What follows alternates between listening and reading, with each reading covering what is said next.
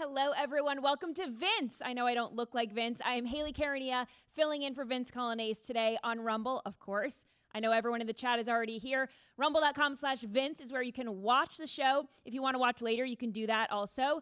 If you want to listen on your favorite podcast platform, just search for Vince on Apple Podcasts, Spotify, wherever you get your shows. And I will also be co-hosting the radio show later today, 12 to 3 Eastern time with Jim. So lots of Hayley content. Of course, you can watch my show, Nightly Scroll, right here on Silverlock and right here on Rumble. Later at 6 p.m. Eastern time, I've got a big show for you. So lots of Hayley content today. So let's get into it.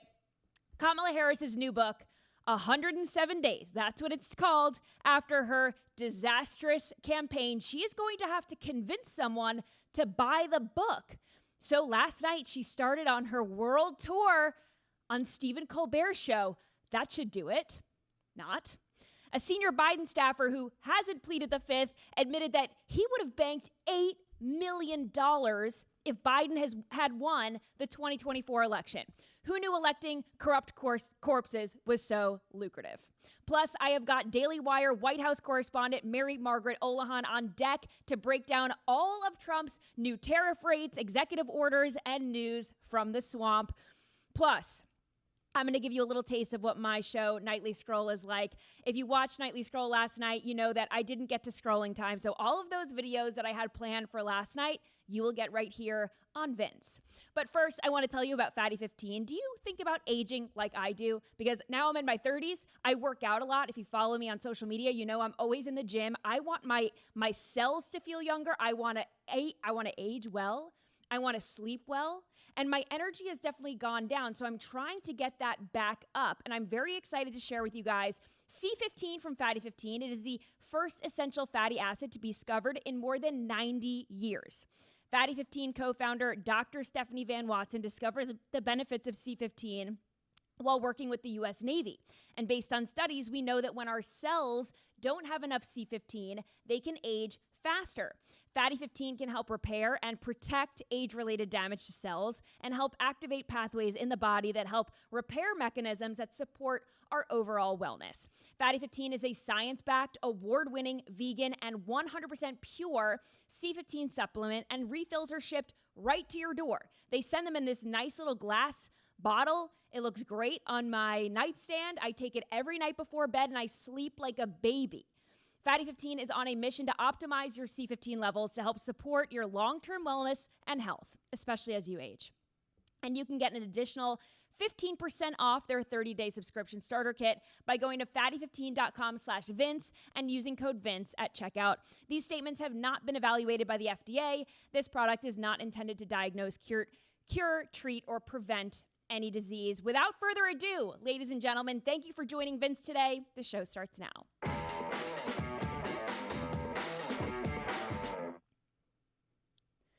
All right, it is Hulk Hogan Day if you're in Florida. And we are in Florida right now. I know the show is usually coming to you from the swamp in D.C., but we are coming to you from Florida. And Governor Ron DeSantis yesterday announced that today, August 1st, is going to be Hulk Hogan Day, of course, in memory of the legend, the Patriot. So we can pull up his statement here. Ron DeSantis says, in honor of a great Floridian, Hulk Hogan, we are lowering the flags. If we could pull it up one more time. All of the flags in Florida are going to be at half-mast today in honor, like I said, of a Patriot. And honestly, one of the most iconic moments that I can remember, he's had such an amazing career, but what I can remember is when he spoke at the RNC and ripped his shirt off. You know, this was days after Trump got shot.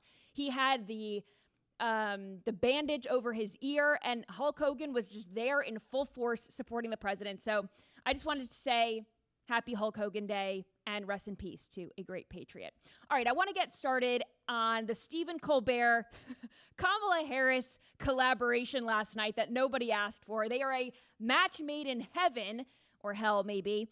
They can bond over their affinity for losing millions and millions and millions of dollars and being losers.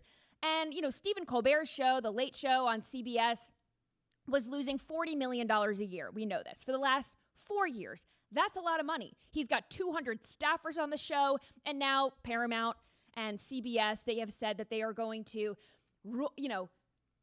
slowly fade the show out. It's just going to go off into the sunset starting in May. So he already knows he's out. And Kamala Harris, very similarly, she had to fade out into the sunset also. So these two losers come together. And Kamala Harris's dumpster fire of a campaign, that ended up in the negatives to the tune of 20 million. So they have this in common, right? And she was on the show last night. They talked about her new book, 107 Days, where she says she's going to tell the American people what really happened, which Hillary Clinton wrote a book, What Really Happened, as well. I don't know why all these losers in our country write books about what happened. I don't want to hear from a loser. I want to hear from winners like Donald J. Trump. So anyway, we've got Hillary Clinton. All she can yap about is how she lost and all, what happened and all that. Now we have Kamala Harris, the second female that the Democrat Party has put up to hopefully become the president of the United States. And of course, they fell flat on their faces when faced with Donald J. Trump in the election. So here we're seeing the same thing, history repeat itself. Kamala Harris writing a book about what went wrong when we all have eyes. We all saw what went wrong. We all saw that she had Megan Thee Stallion shaking what her mama gave her on stage. She had to pay money for millions of dollars for Beyonce to come up and for J-Lo to cry on stage with her frozen Botox filler-filled face. That's what she was spending money on. The Call Her Daddy podcast appearance, when they were talking about the importance of abortion and all that. I mean, she fell flat on her face. All of these decisions in the 11th hour were horrible. And so she goes on to write a book about it, which is insane. But she goes on Stephen Colbert's show last night. They were talking about, what happened in that day, in that moment when the DNC called her or whoever called her and said, you're up. Joe Biden's going to pull out and you're the girl. And, they played this picture on the show, which I was laughing at. She's in her sweatpants. It almost looks like she was reenacting the "We did it, Joe" moment. It looked just like that. She's got the wire headphones. She's in her sweatpants in the vice president's residence. And she claimed that she made 100 phone calls that day. She was ready to get to work. But she says that in this book, it's not just all about these 100 days leading up. Yep, here's Kamala Harris in her sweatsuit. So she's like, who's better dressed, Kamala Harris or what's his face, John Fetterman? Kamala Harris, John Fetterman, they're always in their sweatpants. At least Kamala Harris can put on a suit when needed. And she did last night when she was on the Colbert Show. I will say I liked her green suit. I'm just going to come out and say it, giving credit where credit is due. So anyway, when she was talking to Stephen Colbert in this interview, she was talking about how she wrote this book. And yes, she's going to talk about what happened from her perspective with this whole campaign shakeup. But she also said that she got personal and she threw her own husband under the bus. Listen to this. My birthday's in October. The election's in November. You see where I'm going. And Dougie kind of dropped the ball on my big birthday. He didn't get you anything? Oh, you have to read the book. I did not miss hearing that laugh. I didn't. And I get full body chills when I hear it. And it's like a very comedic laugh. She does like a full body shake, Someone in the chat said, oh my gosh, please no more of that laugh. And let's talk about, someone in the chat also said vodka. This was going to be the point that I made. She does not seem sober at all. And I'm going to get into this in a little bit because she poked fun at this on social media. She put up a TikTok video about her feeling like, people think that she's out drinking margaritas, but she's really not. And then she goes on Colbert and she's not doing a very good job of convincing us that she's sober. She's doing the opposite. She seems drunk. She's slurring her words. So anyway, in the conversation, Stephen Colbert asked her, Kamala Harris, whether or not she's going to run for any other office in the future because she has since said this week that she is not running for the governor of California. So here's her answer to this question. Watch. Listen, I am a devout public servant. I have spent my entire career in service of the people. And I thought a lot about running for governor. I love my state. I love California. I've served as just elected district attorney, attorney general, and senator. But to be very candid with you, You know, when I was a young in my career, I had to defend my decision to become a prosecutor with my family. And one of the points that I made is, why is it then when we think we want to improve a system or change it, that we're always on the outside on bended knee or trying to break down the door? Shouldn't we also be inside the system? And that has been my career. And recently, I made the decision that for now, I don't want to go back in the system. I think it's broken. She said the quiet part out loud. She spent her entire career in the system that she claims is broken. So she either had something to do with it being broken, or she did nothing in her entire career to fix it. She claimed, and this is also a very vague answer, right? But she claims that the systems are broken, claiming that democracy is under threat, all of these things that Democrats always say, that the system can't support the progress that needs to be done. Again, this is just classic Kamala word salad, but also just this like feminist mumbo jumbo. To me, this reads to me like she thinks it's just unbelievable that America hasn't elected a female president, and because Hillary and Kamala have fallen flat on their faces, then surely the system is broken. And I would say that the American electorate would elect a woman who is worthy of holding that position, not Hillary Clinton and, emails over there and not cackles over here. So most people don't care about checking boxes, these DEI identity politics boxes. That's just Democrats. And also, is she just questioning the outcome of the election? I think it's funny when Democrats do that because it's only okay when they do it. They get mad at us when we do it. We're conspiracy theorists and horrible people. And we want to, tear down democracy. That's what they say. But then it's totally fine when Democrats question democracy. Hillary Clinton questioned for years. She said that it was illegitimate and all these things. But so it's okay when they do it. Just big double standard. Now, I think the reason that Kamala Harris is not running is because she doesn't have the donors to back her, simply because they saw how badly she handled the campaign finances as running for president. The campaign was flush with cash, and then all of a sudden they ended up $20 million in the hole after spending it on frivolous things and celebrity endorsements. She also won't run similarly because I think she's realized nobody likes her. She won't win whether she has the money to run or not. And maybe, we talked about this on Nightly Scroll last night, but maybe she won't run because the truths about Joe Biden's DOJ might come out, and that also might look bad for her because she might be implicated. And by might, I mean probably 99.9%.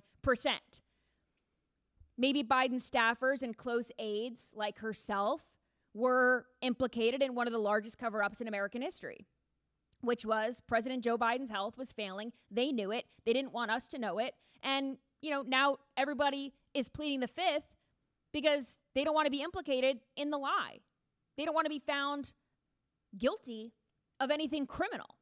And Kamala Harris knows that she can't do unfriendly media. She can barely answer softball questions on friendly networks without them deceptively editing her answers to make her look and sound better, throwing lipstick on a pig. She wouldn't be able to defend herself when asked about what she knew and when she knew it.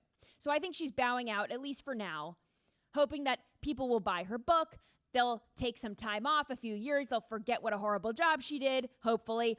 And, all of these Biden secrets that she's inevitably wrapped up in, people will forget about it. And then she'll conveniently go away for a little bit.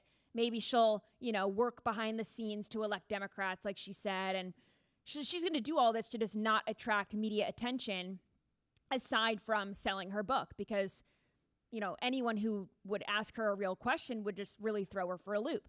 So here's the video of her claiming that she's not drunk on a beach. Watch. Everyone thinks you've been kicking back, drinking margaritas on the beach. But really, you've been hard at work writing a book, meeting with leaders, thinking about the future of our country. Who said that? Yeah, like I said earlier, she's really not doing a great job to admit or to prove to us that she's not drunk. She seemed drunk on Stephen Colbert. I don't know if that's just the way she speaks, that slurred voice. I don't know. But Charlemagne the God, who has been filling in on, I think it was Jon Stewart's show recently, but he was talking about Kamala Harris needing to join us in the new media and start a podcast. Watch this. I don't know if she should run again, but I definitely would like to see her write a book. I definitely would like to, see her start a podcast and just build a real connection with people, And she is, relatively young. I just don't know what's going to happen in 2028, man. I just think Democrats suck so bad. I don't know. He's right about one thing.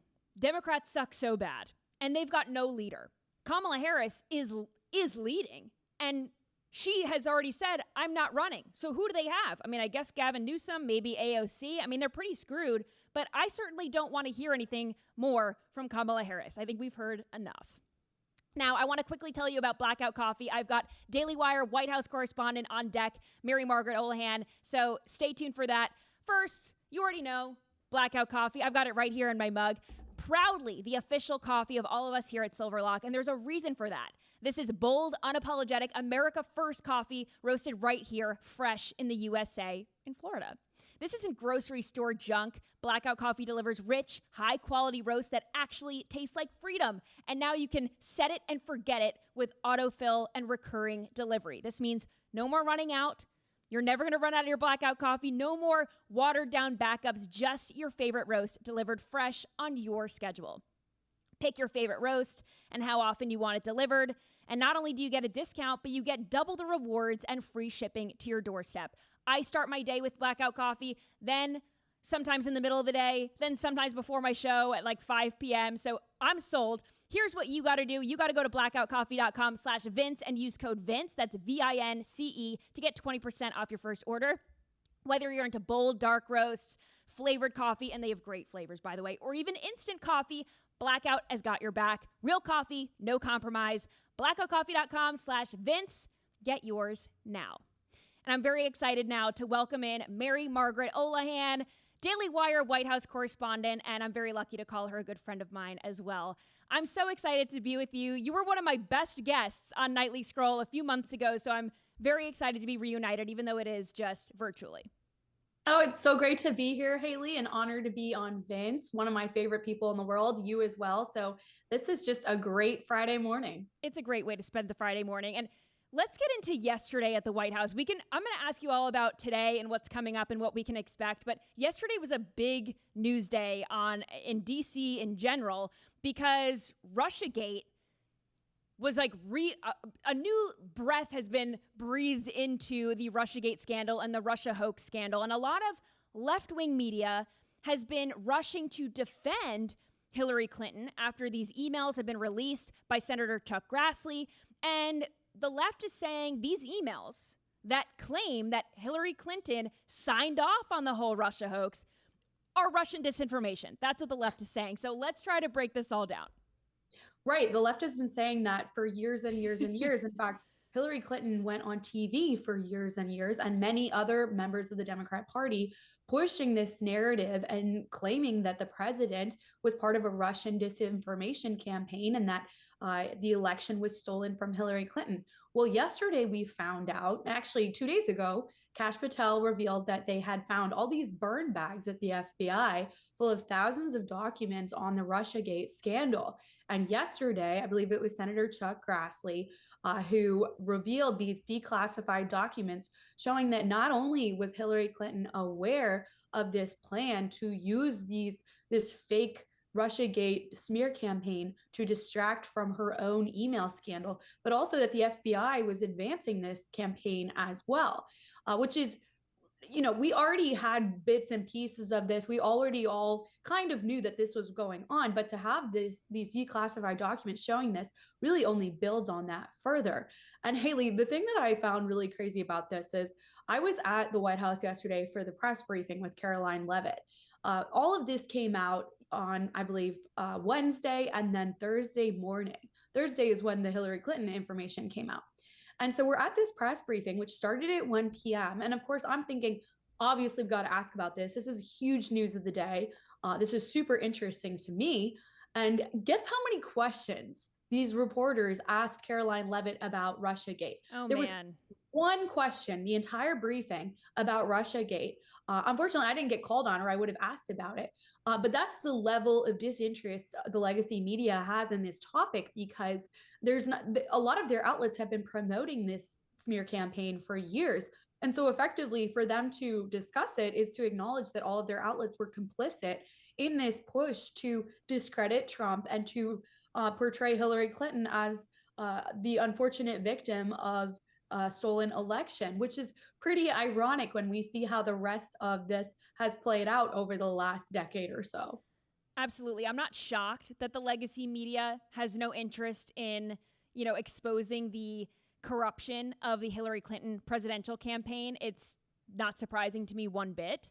But it is funny because, whether the emails are fake or not, I believe that they are real. They have been declassified, right? This is all part of John Durham's special counsel report from 2023. But the left is saying that this is Russian disinformation, right? But it happened, right? It happened. Hillary Clinton bought and paid for the Steele dossier. They drummed up all of this fake information on Donald J. Trump. This all happened. So whether or not this email about her signing off on it is real or not, it happened. So she did. There's very little interest in finding out what actually happened here, Hayley. And I think, Molly Hemingway is one of my favorite voices on this topic. I saw her posting about this a lot yesterday. She made some really great points that if these reporters, if these outlets, if these Democrat lawmakers or Hillary Clinton themselves want to talk about this issue at all, they have to acknowledge that they have been lying for years. Yeah. And this is what I was going to ask about yesterday. Hillary Clinton could be prosecuted.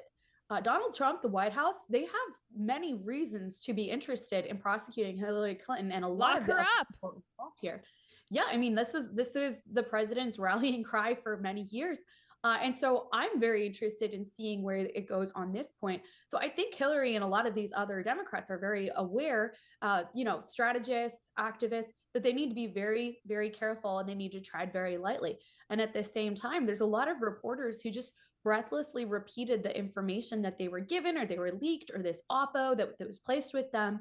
They felt like they could do that without consequence. Well, now they're finding out that that is not the case. And ultimately, the truth will always come to light. And so it's a very interesting period of time here where people who thought that they could get away with pretty much anything are now under the microscope. And I'm pretty happy to see it. Good. Yes, I am too. And honestly, I would be thrilled to see Lock Her Up come true, because that would be just great content for this show and for my show as well. But I want to ask you also about tariffs, because the tariffs were the number one story yesterday out of the White House. President Trump set new reciprocal tariff rates, and it seems like Canada is the main target, the 51st state, as he likes to call it, with an increase to 35%. And it seems like to me, the White House is sending a message that if you work with us, you'll be rewarded. If you ghost us on negotiations, you don't come to the negotiating table, you're going to pay. Yes, I've been fascinated to see how the president has been leveraging tariffs in order to, not only protect American interests, but also to protect free speech and other very high American priorities around the world. Canada is obviously a big issue, but one that was really on my radar this week was Brazil. Down there, very interesting. The president not only hiked the tariffs way up, I believe, to 50%, but he also censored or sanctioned one of the Supreme Court justices down there who's been targeting not only Jair Bolsonaro, but a number of citizens in Brazil and American social media companies. So effectively, the president is using tariffs in this way to say, if you continue to punish American social media companies or your citizens or just any kind of human rights abuses in the free speech arena, we are not going to deal with you in the same way we're dealing with other countries. And effectively, we're going to punish you for behaving inappropriately towards your citizens, which is fascinating. And it's not something that we've seen in a long time, this type of just very open punishment for these free speech violations. And obviously, that's something that JD Vance talked about a lot earlier this year. What Hayley, we're seeing in the UK with authorities punishing people for thought crimes, for praying inside their head outside abortion clinics, or, for speech such as posting on social media and saying that a man cannot be a woman, things like that. All over the world, we're seeing free speech violations like that. But specifically in Brazil now, the president is using tariffs to say, not happening anymore. And that's really interesting to me. So he's very confident. He is not listening to a lot of the posturing around him, or all these, economists predicting these horrible things. We always hear his rhetoric about panicans. Yeah. And he's very bold and confident on this issue. So I'm interested to see how it plays out, because at least with Brazil, for example, he seems to think he can turn that country around and protect not only American interests, but also Brazilian free speech. And that's pretty freaking cool. Yeah, it is very cool. And it's an interesting point, because the way that President Trump, I'm going to use the trans issue as an example, but President Trump signs this executive order saying, no trans women in women's sports, no men in women's sports, right? And any state domestically, like Maine, for example, who goes against this, now they're going to lose funding. And the way that President Trump is handling this right here at home, he's using the tariffs similarly to get his agenda across globally. So it is very cool to see that. I want to ask you, because I'm going rapid fire with you, I don't have you for that long, but President Trump he's announced some changes that he wants to make for the White House, introducing plans for a new $200 million, 90,000 square foot ballroom. What are people saying around the White House about this? Are people excited? Are people wondering where this funding is coming from? What is it going to be used for? I've got a lot of questions. Yeah, I think everyone has a lot of questions. We were in the press briefing yesterday when Caroline announced it, and one of the reporters immediately had questions. She kind of like interrupted Caroline to ask them. So it's definitely the top of people's minds. This is a really interesting project. It is going to cost $200 million, but the president, and I think they call them other, quote, patriotic donors, are the ones that are footing the bill. So it's not the American taxpayer. The president himself is investing in the project, which I think is very cool. It's, President Trump is very aware of legacy. He's very aware of the importance of tradition, and, he wants to completely match the architecture and the structure at the White House. So to have this beautiful ballroom that really matches the White House, and is not going to, cause anyone to look at the White House complex and think, right, what is this doing here? And what I find really interesting is he hired an architect who I know. He's a Catholic architect in the traditional style. He's classical architecture. And he's really renowned for some of these Catholic churches that he has been in charge of all over the country. Really beautiful traditional architecture. So while a lot of us might go into a church and think, ew, this looks like a gym, he is really invested in making these beautiful churches that kind of lift the mind and heart to God in the traditional sense. So his name is James McCreary, and you can look him up and see, I posted on Twitter a bunch of the pictures of these beautiful churches that he's been part of. And the White House also put out pictures of his mock designs of what the White House ballroom will look like. So you can see those online as well. And it's a very ambitious project. And I think in general, the White House is looking at it as kind of like a legacy item. Mm-hmm. The president's a builder. He's always been a builder. We see that in, he constructed Mar-a-Lago down in Florida, but he also is the architect of Trump Tower, all of these different projects.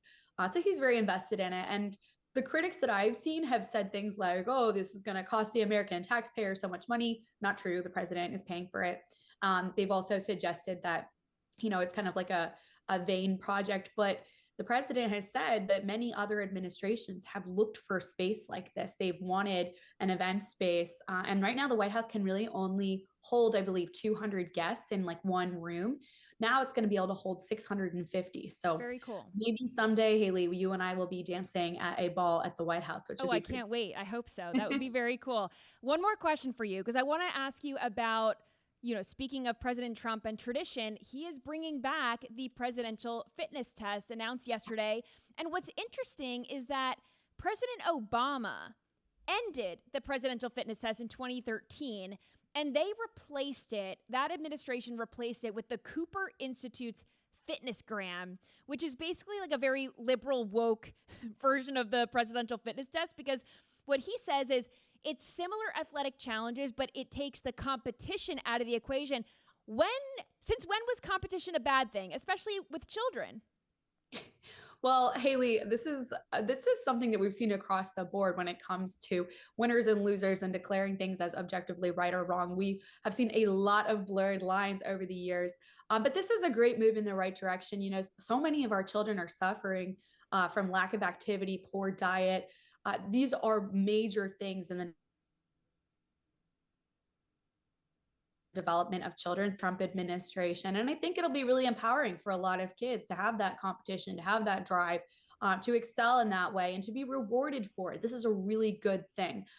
So very cool to see a lot of these athletes at the White House. I think you're a big fan of the golfer that was in there, right? Just a little bit. I'm hoping Bryson one day he realizes I don't even know how that to say his name. Bryson DeChambeau. I'm hoping one day he wakes up and realizes that I was meant to be his wife, but I'll probably die waiting for that. It's fine. He did look very handsome in his suit, and I can barely think straight or talk straight because I'm just thinking about it. So, but yes, I have very fond memories of the presidential fitness test. Growing up, it's, you know, the sit and reach, it's the mile run. I remember the fastest girl in school one year was out sick on the day that we were doing the presidential fitness test and the mile run. So then I got the fastest score for the mile, and it was only because she was out sick, because she was way faster than I was. But I remember it was around Halloween and they gave us a little pumpkin and I won the pumpkin. I was so excited. But yeah, I have very fond memories of this. I can't do push-ups. I can't do pull-ups. Like, you know, I'm just a girl, but I thought it was good because it, especially with the competitive aspect, you look at other people in your grade. Oh, they're faster. Oh, they're stronger. Oh, she can do 3 push-ups. Oh, why can't I do that? And it makes you want to be a better version of yourself. And it's interesting with the Obamas kind of going back on this. Michelle Obama made it her whole thing as first lady to get people moving again. And she overhauled all the school lunches. If you ask, what is it, like younger millennials and Gen Z, they don't like Michelle Obama because they took the strawberry milk and the chocolate milk out of the lunches. She made lunches horrible. I mean, I wouldn't know, Hayley, because I was homeschooled for most of my life. So a lot of this, I'm kind of like, oh, wow, interesting. Is that what they did in the schools? That's so but no, I've interesting. heard a lot about Michelle Obama changes to, you know, all of these different school lunches and lunch programs and things like that. And obviously we have so many conversations now about MAGA and the food that we're consuming and whether some of these decisions were ever correct in the first place. Obviously, we're learning now that it should just be a focus on whole foods and exercise, and that's what's best for most people in general. And we've been really misled by a lot of these food industry suggestions when it comes to diet and exercise. But at the end of the day, I totally agree with you. I think we should be encouraging competition. It's really healthy, especially for boys. That is so important in this day and age, encouraging healthy masculinity and encouraging, you know, young men to be competing and to excelling and to be their best. Young women too, of course. And that's a great way to also help them to figure out what they want to do in life, what they want to be in life, how to struggle and how to, you know, enact discipline. So all of these things are great. And I think it's really cool that the president had these athletes at the White House. I'm a big fan of Harrison Butker. I got to interview him earlier this year at the Daily Wire Gala in Nashville. And I think he's a great example to a lot of young people out there. Very serious, strong Catholic dad, great man. He has a really beautiful wife and a great family. So love seeing him up there talking to young people from the White House. Yeah, absolutely. And you brought up a good point about masculinity being labeled as toxic by the left. And it's not just masculinity that is being attacked. It's also women who dare to be blonde, blue-eyed, and fit. And the New York Times, you know, I'm not even going to get into the whole Sydney Sweeney thing of it all because people have been talking about that all week. But the New York Times put out an article, and the headline was "Why the Right Was Obsessed with Thinness." And now they're attacking women, specifically Alex Clark and some of the other conservative women that are leading the MAGA charge. They are demonizing them, saying that this is, you know, the right is obsessed with thinness and it's all based in this conservative morality. And they brought in religion too. So they were demonizing Alex Clark, saying that she's promoting marriage, having babies, being fit, getting your protein in. And these leftists at the New York Times are demonizing this, saying that the reason why conservative women and conservative men as well are prioritizing their health is because of this obsession with religion, because gluttony is one of the 7 deadly sins. And hey, I think God gave us this one body. You better treat it well, because if you don't treat it well, it's disrespecting God, right? I think we're given this body. If you have control over it and it's not a medical condition, I think you should treat your body well. You should prioritize health. You should get moving. You shouldn't be sedentary and live that lifestyle. Why does the left keep promoting this unhealthy lifestyle and demonize people who are actually trying to better themselves? Well, Hayley, I think it's because the left, and in a lot of cases, a lot of these leftist writers are embarrassing themselves a little bit by acknowledging that a lot of this rhetoric in the MAGA movement, or, just among ordinary Americans, is Americans waking up to the fact that they were lied to on a lot of topics. So whether it's health, whether it's birth control, you name it, all of these issues that people like Alex Clark talk about, Brett Cooper, you have it. These are women that are saying to the world, hey, we don't have to believe these lies anymore. We can talk about these issues and we can be real about them. Like birth control is bad for your body. IVF, there's a lot of questions about it that we should be asking, having conversations. Abortion, same thing. And no one's saying you have to agree with what they say on these things, but people like Alex Clark, who's a friend of mine, are having very candid conversations about it. And oftentimes these things are laced together because it's people who are waking up to all of these issues together. And so, the New York Times is not interested in that. They're not interested in women looking at lifestyles outside of their cubicle. They want everyone to follow a very specific woke lifestyle and encourage women to not think about the realities of what happens to their bodies when they're taking drugs, or they're, these FDA approved drugs, telling them that they should be, working a very long solitary lifestyle and not focusing on family and things like that. So I think at the end of the day, people like Alex Clark are doing women a service by having open and honest conversations about all these topics.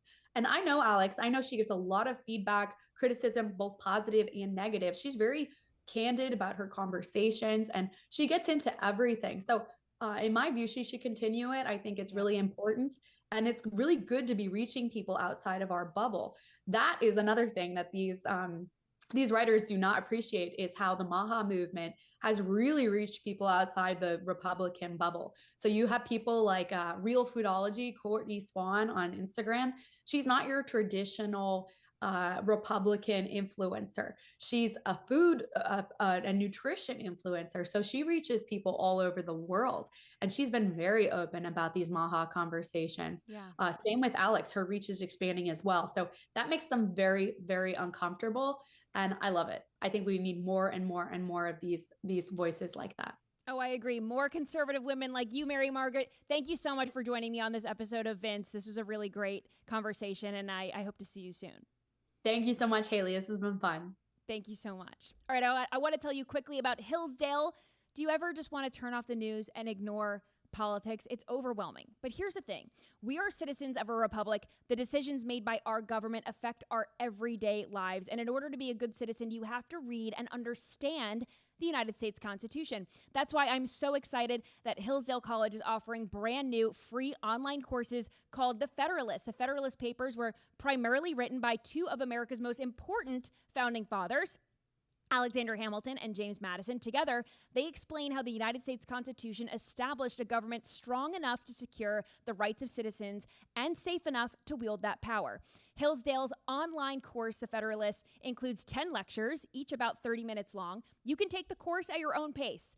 There's no cost to sign up. Plus, Hillsdale offers more than 40 other free online courses. I went on their website yesterday just to check it out. It's amazing what they have. They have classes on the Roman Empire, on capitalism, on the evils of Marxism and socialism. You can find something that interests you. So go right now to hillsdale.edu/Vince to enroll. There's no cost. It is easy to get started. That is hillsdale.edu/Vince to enroll for free.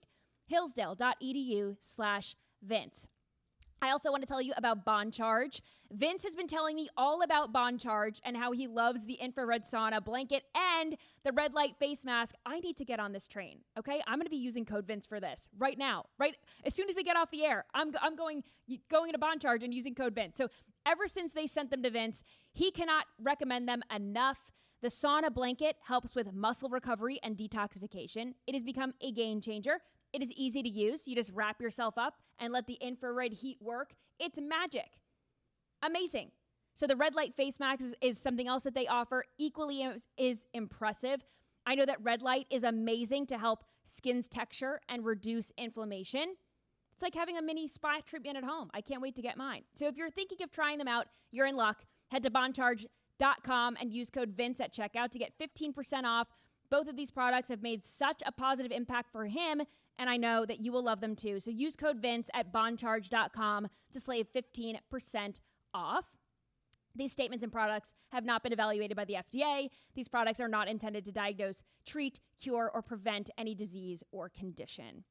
All right, I have scrolling time, which is, if you watch Nightly Scroll, it's a segment of my show where I do the headlines at the start, but then I want to get into some more fun things. I feel like there's so much conversation that gets started on social media, and I spend an astronomical amount of time on my phone. So I find videos that provoke conversation. Sometimes it's crazy liberals, but sometimes I end the show on some positive note too. So I have a little bit of everything for you today. There's just one more story that I want to get to, and it is Biden's staffer. So Biden has a staffer, or was a staffer. He was this high-level senior advisor, and he was, this is headline 6 if you want to pull it up. But yeah, he is this advisor who has been around Biden and, involved in his campaign. His name is Mike Donilon. So not only did he say that he's been working with Biden from the beginning, he's been working with Biden right before he ran for president the first time, and he was working through his second campaign until he dropped out. And what I find is interesting is that he got $4 million to advise his campaign. $4 million. I didn't know that campaign advisors were making that much money. Maybe that's just me, but maybe I need to get into this realm of advising corpses to run for president, because certainly it is more lucrative than I ever knew and ever thought could be true. $4 million on the first campaign. He would have gotten a total of $8 million, another $4 million, if Biden had won in 2024. That's crazy to me. It is totally crazy to me. And the craziest part of everything that he has said on Capitol Hill, he is one of the only Biden advisors that didn't plead the fifth. Karine Jean-Pierre, I don't know if we're ever going to hear from her. Some other staffers, high-level staffers that were apparently in the Oval Office when President Biden or someone else was using the auto pen on his behalf. Biden says that he was authorizing it, but it was kind of like a friend of a friend, an advisor of an advisor of an advisor, right? So we need to get to the bottom of this chain of command and get to the bottom of who was actually running the White House, who was making these decisions, and are the executive orders that President Biden signed in his last days in office, are they even valid? Are the pardons? He pardoned his whole family. Is that valid? So that is something that we need to get to the bottom of.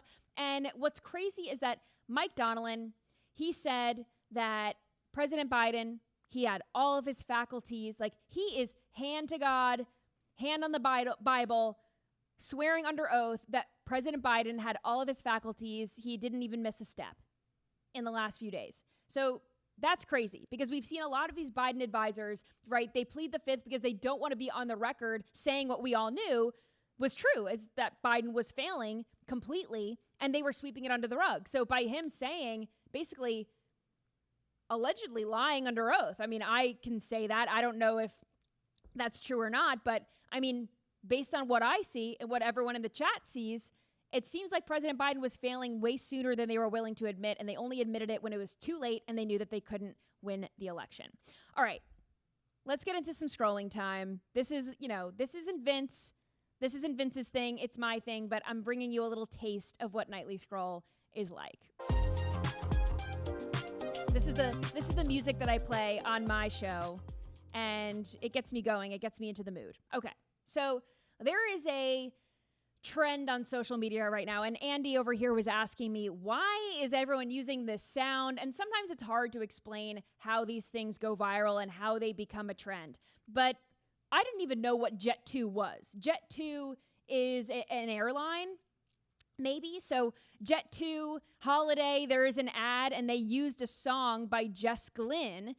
And the song by Jess Glynn is in the background of this Jet2 Holiday ad.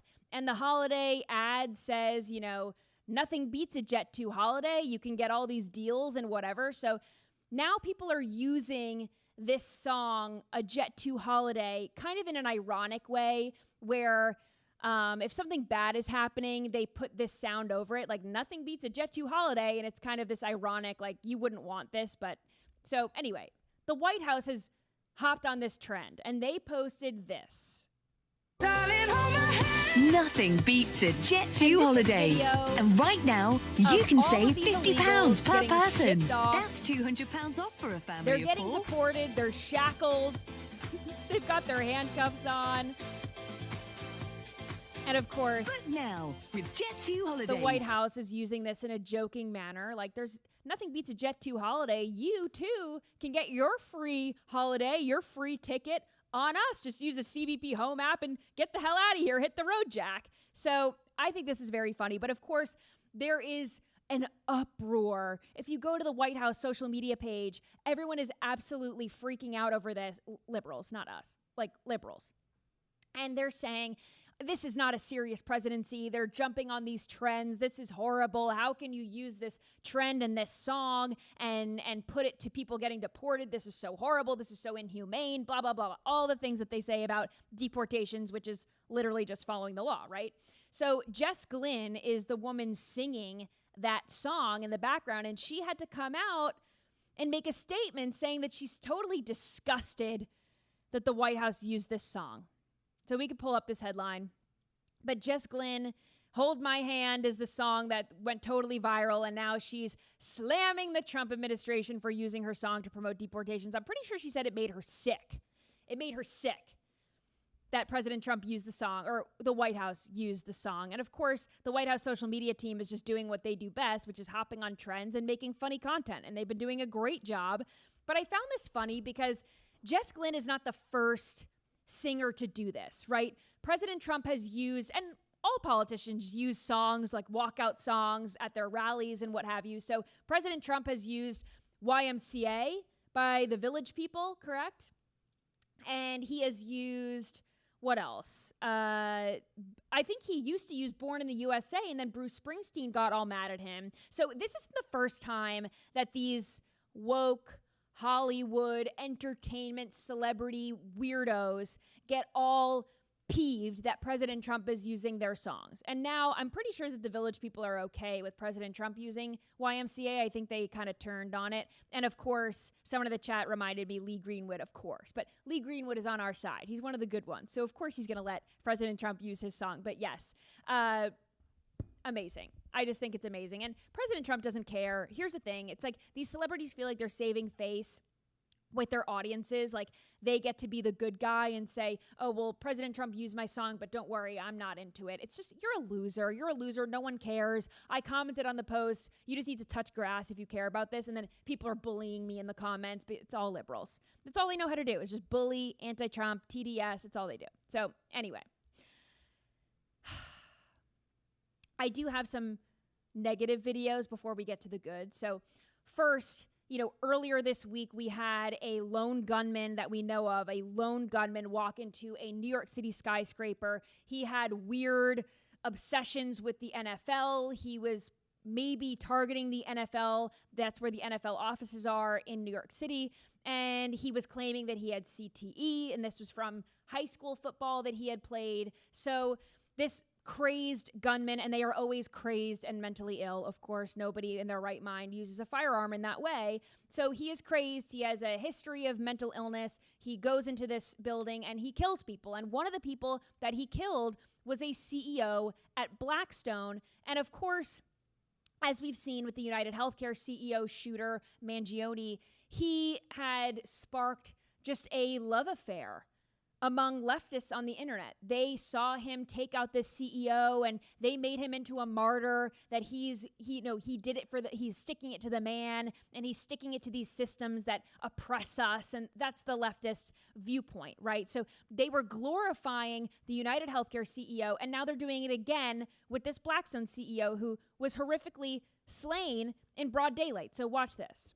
I personally today, I'm going to celebrate by taking the day off and maybe doing a little bit of baking. Let me know how you're going to celebrate. Woo! Yeah, baby! That's what I've been waiting for. That's what it's all about. The CEO down. Another CEO down. This woman says Luigi. She's beatboxing. To everyone who keeps on saying that Blackstone CEO had a husband, why don't we ask her husband if he had the choice, if he could bring her back and have her here on Earth, but he would have to give up all of his money and struggle like the rest of us. And it's so hard to say goodbye to another CEO. They're all celebrating. They're all celebrating the death of an innocent person. And they glorify the murderers. And they demonize hardworking people. That one woman who said, let's ask the husband of this CEO if he'd rather have her back or her money. Ew. They hate everyone who's doing better than them. The American dream used to be about aspiring to do better for yourself and your family. These young people, these leftists, are so anti-American and so lazy that they blame their shortcomings on successful people. And newsflash, killing CEOs doesn't make you any richer and it doesn't make your problems go away. And certainly going on social media and yapping about it and sullying your digital footprint by calling for people to get killed, innocent people to get killed, doesn't make you very smart either.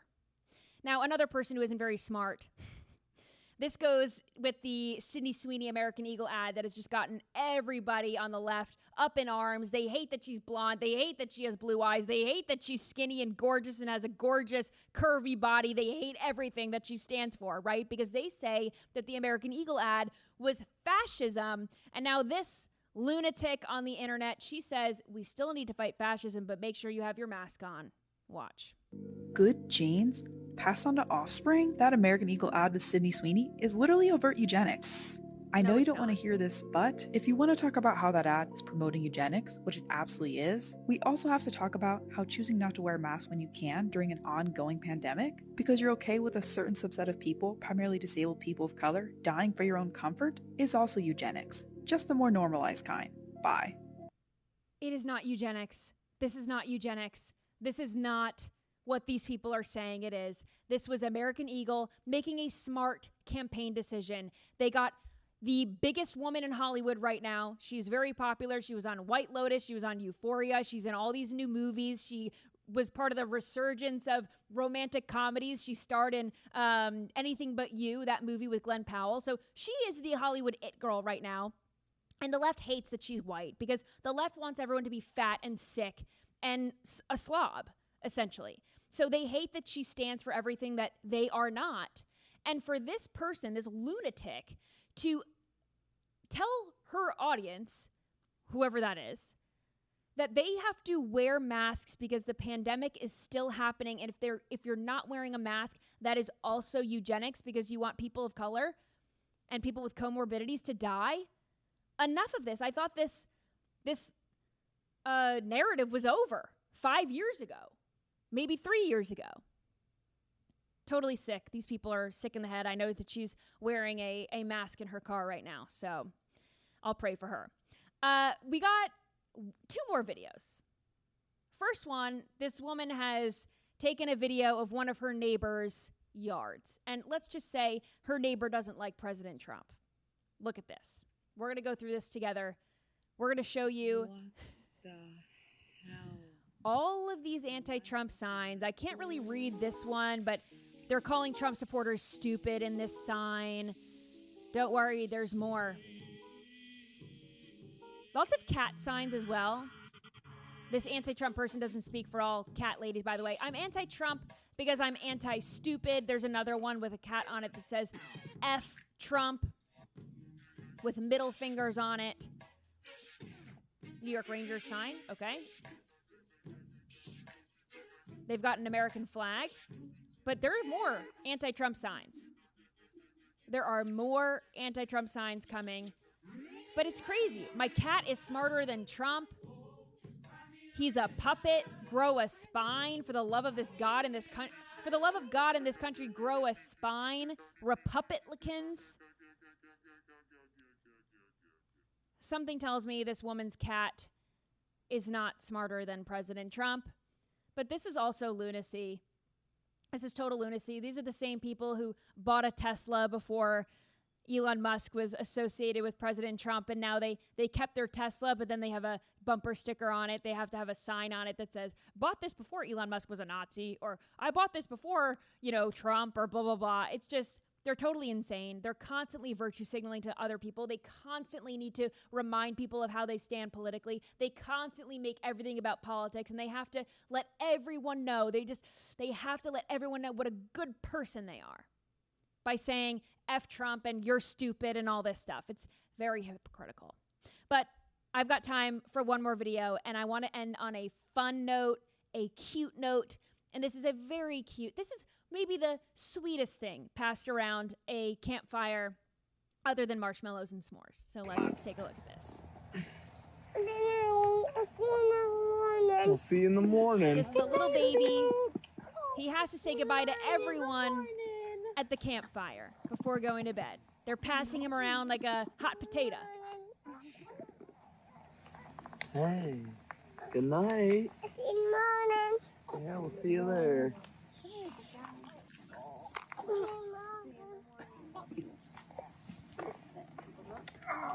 Good night, buddy. See you in the morning. He just has to tell all of his family members good night. See you in the morning.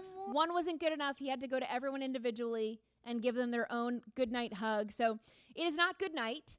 It is the morning time. I know you're not used to seeing me in the morning, but I will say good morning. I'm not going to say goodbye yet because you're going to see me on radio from 12 to 3.